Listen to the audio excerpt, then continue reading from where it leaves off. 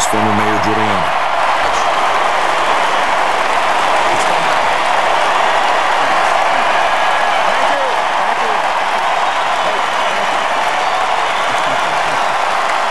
Thank you very much. Thank you very, very much. Thank you.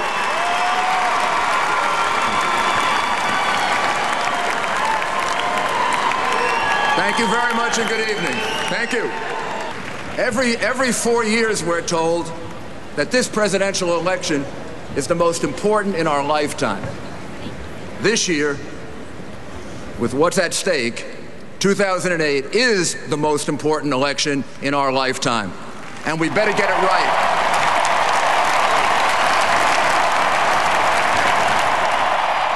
The American people realize this election represents a turning point. It's a decision to follow one path or the other. We the people, the citizens of the United States, get to decide our next president. Not the left-wing media, not Hollywood celebrities, not anyone else, but the people of America.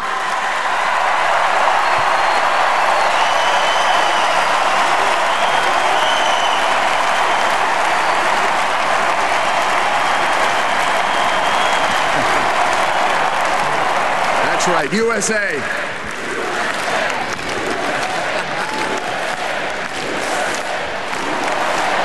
Thank you. Thank you. To those Americans who still feel torn in this election, I'd like to suggest one way to think about this to help make a choice in 2008. Think about it this way. You're hiring someone to do a job, an important job, a job that relates to the safety of yourself and your family. Imagine that you have 2 job applications in your hand with the name and the party affiliations blocked out. They're both good and patriotic men with very different life experiences that have led them to this moment of shared history. You've got to make this decision, and you've got to make it right. You have to decide, who am I going to hire? On the one hand, you have a resume from a gifted man with an Ivy League education. He worked as a community organizer.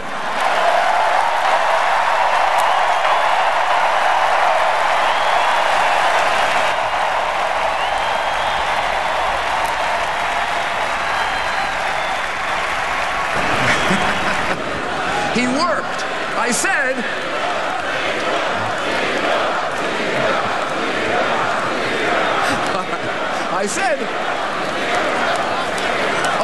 okay, maybe this is the first problem on the resume.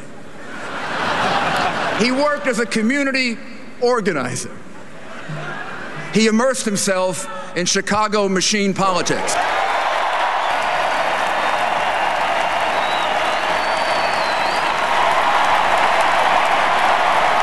Then he ran for the state legislature, and he got elected. And nearly 130 times, he couldn't make a decision. He couldn't figure out whether to vote yes or no. It was too tough.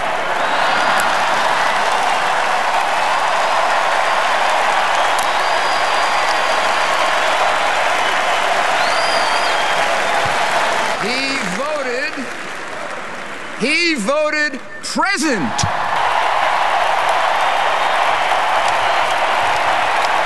I didn't know about this vote present when I was mayor of New York City.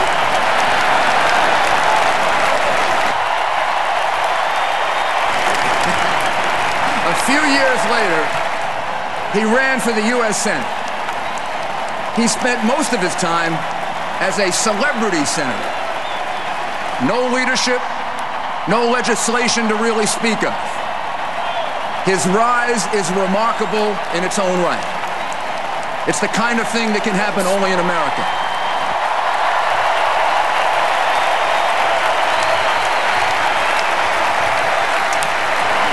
But he's never run a city, he's never run a state, he's never run a business, he's never run a military unit, he's never had to lead people in crisis.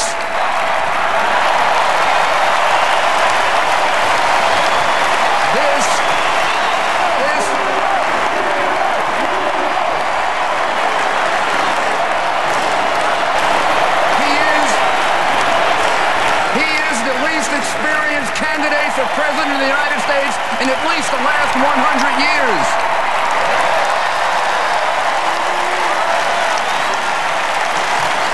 Barack Obama has never led anything, nothing, nada. Nada. Nothing.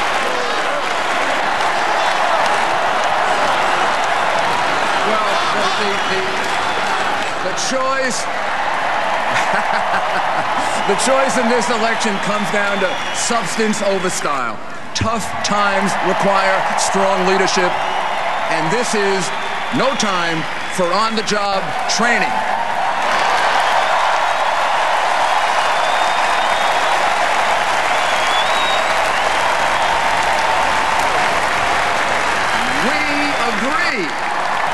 We agree with Joe Biden.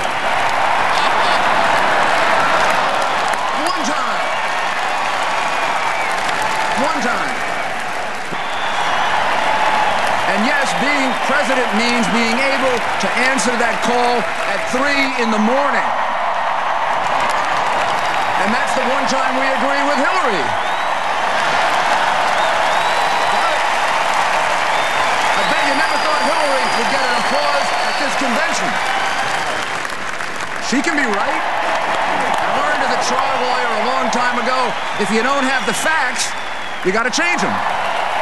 But that's really a false choice, because change is not a destination, just as hope is not a strategy.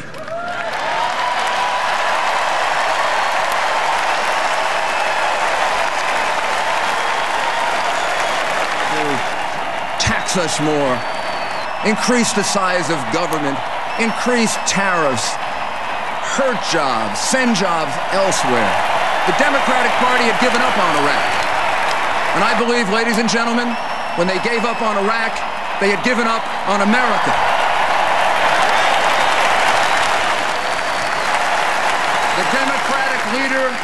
The Democratic leader of the Senate said, and I quote, "This war is lost."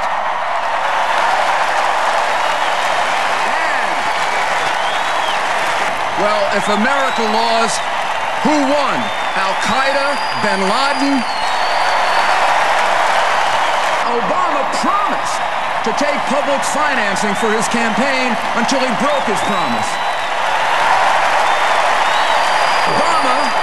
Obama was against wiretapping before he voted for it. To a pro-Israeli group, Obama favored an undivided Jerusalem.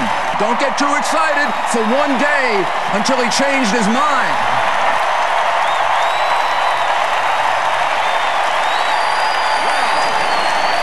I'll tell you,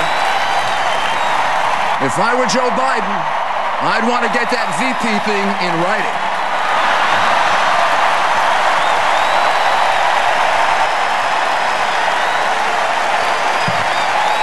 And let's shake up Washington and move